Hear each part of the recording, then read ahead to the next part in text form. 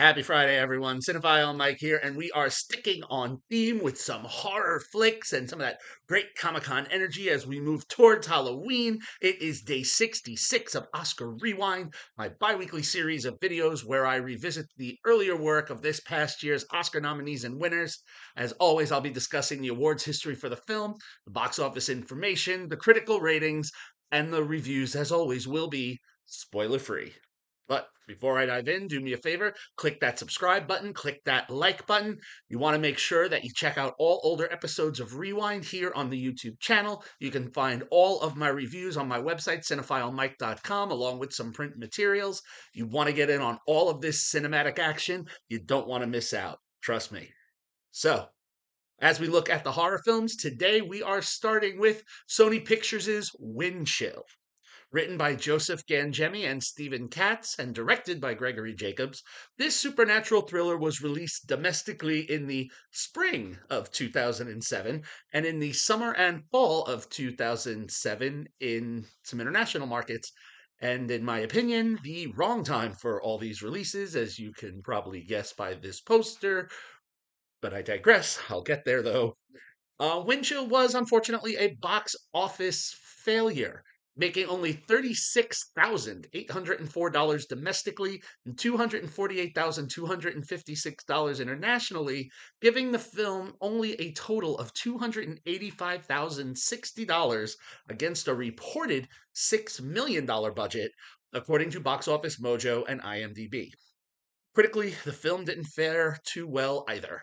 As per our usual source, Rotten Tomatoes, the film sits with a 44% critical rating culled from 25 reviews, and even lower on the audience side with a popcorn meter rating of 31%, culled from over 5,000 audience reviews. Yikes! That's as scary as the season we're getting into.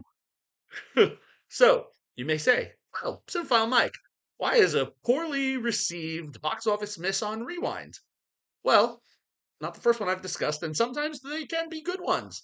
And the reason it's here is because of its star, Emily Blunt. This film was actually Blunt's first released film following her Golden Globe nominated turn in The Devil Wears Prada. Blunt, this past year, received her first, and in many opinions, overdue, Oscar nomination for Best Supporting Actress for her powerful turn in Christopher Nolan's opus Oppenheimer, playing the put upon wife, although kind of strong, actually, not kind of, very strong wife of Oppenheimer. She played Kitty. Back in 2006, before Devil Wears Prada was released, Blunt filmed this movie Windchill, and it was released after Prada, but did not land with audiences despite her popularity at the time. And several critics, it's good to see that it didn't really hinder her career because many critics actually revered and said her performance was decent in a not so great film. But I'm jumping ahead of myself. We'll get there. Let's talk about, well, Windchill's lack of an award season history. According to our usual source, IMDb, what awards did Windchill not get nominated for or win? Nothing. There is no awards season to talk about. So, what do we do now? We move into the plot. The date, December 23rd. So already you can see, Christmas set movie in the spring? Hmm. Blunt plays the unnamed character of Girl, a college student who is headed home to Delaware for Christmas. She is about 6 hours away at an unnamed East Coast college. Originally planning to take a bus, she is convinced to take a road trip in a rideshare. So, checking the rideshare board at her school, probably a little cheaper than the bus, she takes one that's offering a ride to Delaware. She reaches out, and shortly after, she meets up with our unnamed guy, played by Ashton Holmes. The car is, to say the least, not very desirable. The driver's door doesn't open, the window doesn't fully close. It's a very cold and snowy December, and there's not even room for her suitcase in the trunk as we learn Guy is living out of his car. Not off to a great start, but they head off to Delaware. She's got to get home.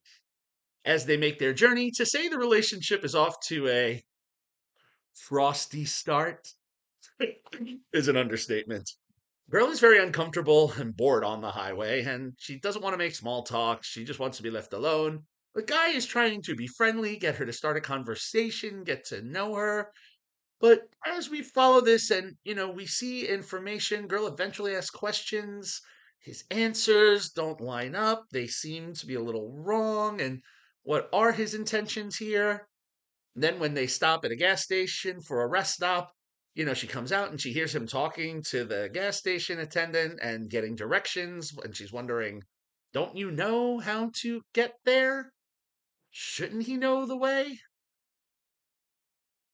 Well, we are kind of in the middle of nowhere, but we get back in the car and we get on the highway. But guy decides to take a snow-covered side road, claiming it will be a scenic route because girl has just been complaining about getting bored on the highway. She's screaming at him to get back on the highway. He's trying to tell her to calm down. They're taking the scenic route. And then, as they are arguing, they see another pair of headlights come veering at them, and they are driven off the road and into a snowdrift. And then we have a little bit of a time jump, and we see that they wake up and it is dark and they are in the middle of nowhere. Sure. Trying to figure out their next move. Guy and girl will have a series of interactions with the police officer, played by Martin Donovan, who may not have the purest of intentions. And then they will begin to see things in the middle of everywhere. Like, are we seeing visions? Are there more implications because of this car accident? Where are we? What's real? What's not? What about that frozen corpse in the middle of the snow that stares up at them? Here's the problem. This is like two films in one, and it's not quite sure which one it wanted to be. It presents some interesting supernatural elements, but it gets very convoluted for its short runtime of under 90 minutes. We spend so much of the first half of the plot with, getting to know guy and girl, and you almost think you're getting a naturalistic thriller. Like, he doesn't seem who he is, and how is that going to be? And is this going to be one of those like cat and mouse kind of films, which we've seen, which can be done very well? Or we go on this, like, is it a ghost road? Is there something going on? I mean, this road does kind of have a little bit of history, which we learn, but that's not as fully explored because we spend so much time with guy and girl and getting to know each other. So we have what could have been a realistic thriller, we have what could have been a fairly decent supernatural film. I mean, we did have two writers here. This is the first feature film for Gangemi. It's the second feature film for Katz, who had written Shadow of a Vampire years prior. Maybe they just had too many ideas that got convoluted. They kept trying to throw everything in one and see what would stick, hoping it would. And it's interesting. I don't always necessarily talk about like producers on Rewind unless the producer is the nominated person. But I was surprised on rewatching this because I do remember seeing this back in 2008 or 9 when I got it on DVD, and I rewatched it for purposes of Rewind because I haven't seen it in almost 20 years. And I saw that this film was actually two of the executive producers on this were George Clooney and Steven Soderbergh. So I was kind of like, wow, they didn't see this mishmash. I mean, who knows how involved they really were. But look, what I will say, the one thing that the film does get right, and I agree with some of my fellow critics out there, casting is decent. Blunt and Holmes do a fine job with the script that they have. They have some good timing back and forth in some of their scenes.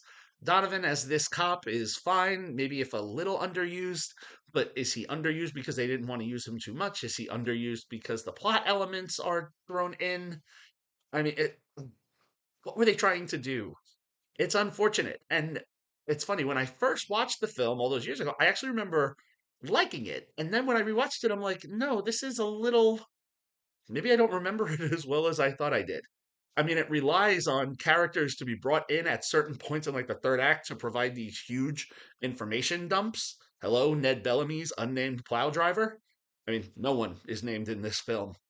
Um, maybe that's why they chose to bury it in an April release because you would think that a film like this would maybe be released, as a Halloween film or a Christmas horror film, given the setting, but springtime.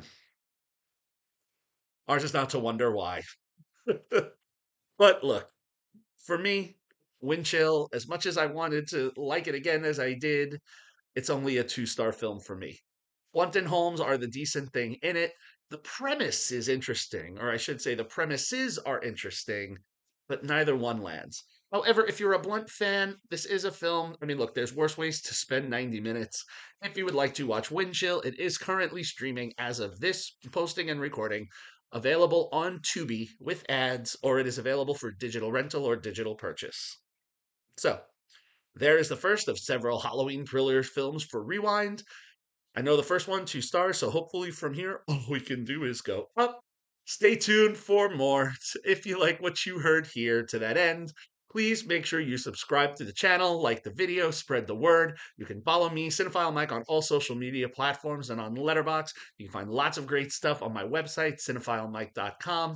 Keep coming back for more horror and suspense flicks as we start to wrap up Rewind Season 1. Happy watching, everyone, and until next time, this is Cinephile Mike saying take a break and watch something new.